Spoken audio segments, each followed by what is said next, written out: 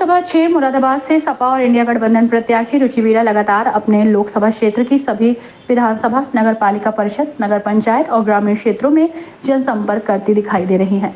शहरी इलाकों में भी रुचि वीरा जनसंपर्क में कोई कमी नहीं छोड़ना चाहती।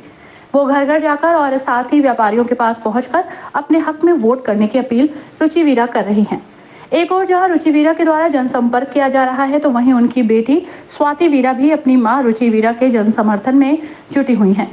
मुरादाबाद महानगर के साथ ठाकुरद्वारा और देहात विधानसभा क्षेत्र के सभी इलाकों में पहुंचकर प्रत्येक व्यक्ति से जनसंपर्क करने के साथ ही अपनी मां के हक में वोट करने की अपील करती हुई स्वाति वीरा दिखाई दे रही हैं। सिटी चैनल से बात करते हुए स्वाति वीरा ने कहा कि मेरा परिवार हमेशा समाज की सेवा करने के लिए काम आ रहा है। मेरे पिताजी ने जिला पंचायत सदस्य रहने के साथ समाज की सेवा की और मेरी मां ने जिला पंचायत अध्यक्ष और विधायक के अपने कार्यकाल में विकास कार्य कराए। प्रत्येक व्यक्ति को उसका हक दिलाने का काम किया। मुरादाबाद और बिजनौर मेरे लिए मेरा परिवार है और मुरादाबाद में मेरे मामू के साथ परिवार का प्रत्येक सदस्य यहाँ पर रहता है। मेरी माँ की शिक्षा हिंदू कॉलेज से हुई और मुरादाबाद से हम सबका एक दिली नाता है। हमने मुरादाबाद लोकसभा क्षेत्र की जनता की सेवा करने का प्रण लिया है और इन्हीं बातों को ध्यान में रखकर मेरी मां यहां से चुनाव लड़ रही हैं।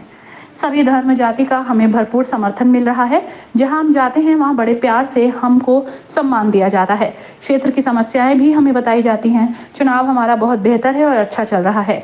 हमें आशा नहीं, पूरा विश्वास है कि हम जीतेंगे। मुरादाबाद लोकसभा 6 से इंडिया गठबंधन की प्रत्याशी रुचि वीरा लगातार शहरी इलाकों के साथ साथ ग्रामीण क्षेत्रों में प्रचार प्रसार कर रही हैं और अपने प्रचार प्रसार में कोई कमी नहीं छोड़ना चाहती। तो वहीं उनकी सुपुत्री भी लगातार अब प्रचार प्रसार करती हुई दिखाई दे रही हैं और लगातार अपने माता के हक में वोट करने की अपील भी कर रही हैं। इस समय वो मेरे साथ हैं।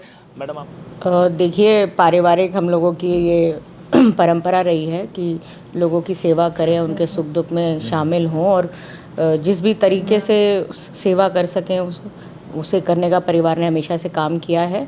मेरे पिताजी सबसे पहले ज़िला पंचायत सदस्य बने, उसके बाद मेरी माताजी अध्यक्ष बनी 2006 में। उसके बाद 2012 में विधायक का चुनाव लड़ी, 2014 में विधायक बनी बिजनौर से, 2015 में मेरे पिताजी जिला पंचायत अध्यक्ष बने और तब से निरंतर चुनाव लड़ रहे हैं, लोगों के हक की बात करने का काम कर रहे हैं। कई लोगों की सवाल है कि बिजनौर ज़िले से मुरादाबाद में चुनाव लड़ने का क्या मकसद रहा? देखिए, अब हम लोगों को भी सभी, मैं कहूँगी कि मीडिया न्यूज़ चैनल सब वही 3-4 सवाल पूछते हैं और बार बार हम लोग बता भी रहे हैं कि बिजनौर आपकी इस लोकसभा में लगता है बढ़ापुर में, जहाँ पर हम लोगों का फार्म भी है नत्था वाली के नाम से।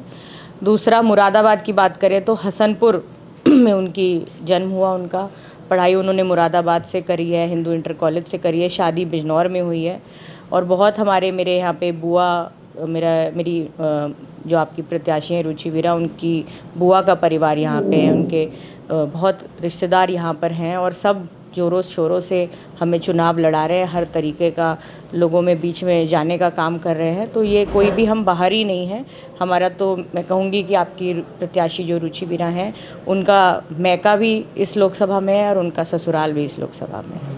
एक नई फील्ड में पूरी तरह से, क्योंकि आपने ज़्यादातर समय बिजनौर में बिताया है, मुरादाबाद में एक फील्ड बिल्कुल नई तैयार हुई, उसमें आपने प्रचार प्रसार शुरू किया, तो कितना अभी तक आपको सफलता मिली है इन सारी चीज़ों में?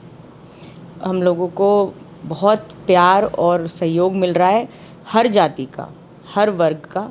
बहुत सब लोग यहाँ पर बदलाव चाहते हैं और एक ऐसा जनप्रतिनिधि चाहते हैं जहाँ पर उनका सम्मान हो, उनका स्वागत हो और उनकी समस्याओं को सुना जाए और विकास हो।